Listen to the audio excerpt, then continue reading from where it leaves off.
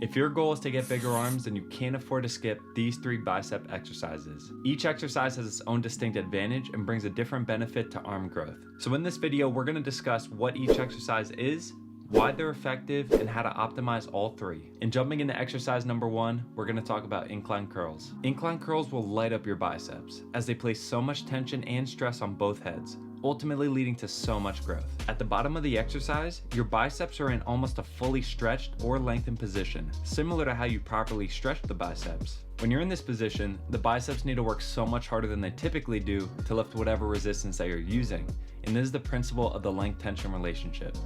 This principle states that there's an ideal muscle length that a muscle is able to produce the maximum amount of force. But if the muscle is too lengthened or too shortened, the maximum output of force will be significantly decreased. And while you may be thinking to only train in the range that you're strongest, we know that full range of motion is superior for muscle growth, along with the increased tension placed on the biceps at the bottom of the rep. So let's discuss how to properly perform the exercise, along with some common mistakes that we need to avoid. First, set your bench to approximately a 45-degree angle. A lot of people like to start the exercise with the dumbbells resting by the chair, but I would argue that especially as you start lifting heavier weights, this significantly increases your risk for injury. Instead, lift the weight and set them on top of your thighs prior to the start of the exercise, then slowly lower the weight into the starting position, which is having the arms fully extended, shoulders back, and palms facing forward. And now that we know what to do, let's talk about 2 common pitfalls that many people fall into. The first of which is setting the bench in too low of a position. If you remember the length-tension relationship that I just explained,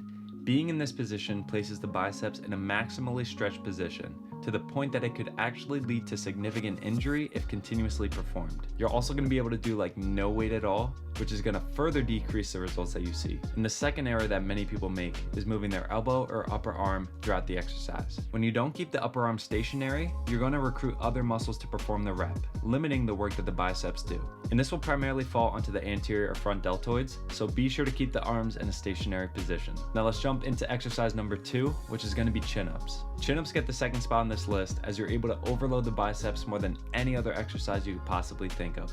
Sure, you're going to use your back when performing the exercise, but being in a supinated or palm up position shifts a lot of the focus onto the biceps. Think about it, when you're doing bicep curls, you're probably doing 20 to 30 pounds in each hand, so giving the benefit of the doubt, you're only lifting around 60 pounds total. Now when you do chin-ups, assuming that you're able to do body weight reps, you're able to lift significantly more weight. And for me, it would be 190 pounds. And once again, I completely understand that the biceps aren't doing the entire weight, as the back is significantly contributing. However, you are able to overload the biceps way more than any other exercise. And similar to the incline curls, let's discuss proper form and what you need to avoid to optimize this exercise. Like I mentioned earlier, start with your palms facing you approximately shoulder width apart. Next, you want to keep your entire body straight rather than bending at the knees throughout the exercise. If you're like me and you're on the taller side, this is not realistic in every situation. But keeping the body fully straight allows you to brace your core more than you typically would and helps decrease the momentum you see when performing the exercise. The first mistake that we need to avoid is something that I just mentioned, and that's using momentum to perform the exercise. Not only does this greatly increase your risk for injury, but your muscles are doing a lot less work, so it's a bad decision all around. The second common mistake is forgetting to brace your core throughout the exercise. Keeping the body straight assists in preventing this mistake, but try and squeeze your core prior to initiation of each rep and maintain it throughout. Lastly, a lot of people jut their chin out at the completion of each rep. This puts so much stress on the neck and can lead to injuries if continuously performed. Try and keep the chin in a neutral position and avoid these mistakes for the best results possible. And jumping into exercise number 3, we're going to talk about Zottman curls. If you've watched a few of my videos at this point, I think you have a good understanding that Zottman curls are my favorite bicep exercise. This curl targets all 3 elbow flexors in one single exercise. And to give you a quick anatomy review, everyone knows the biceps. However, the primary elbow flexor is actually the brachialis. These are 2 of the 3 elbow flexors, but rounding out the list is the brachioradialis,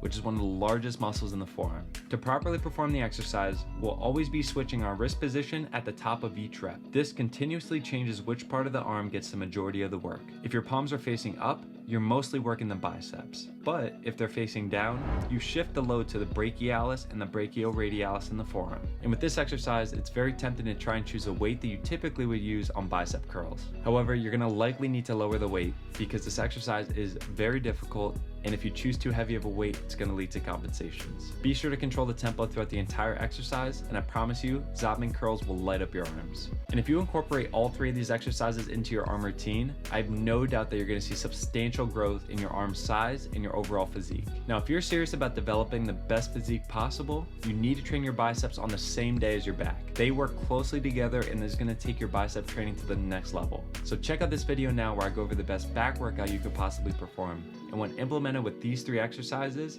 you're going to see crazy progress.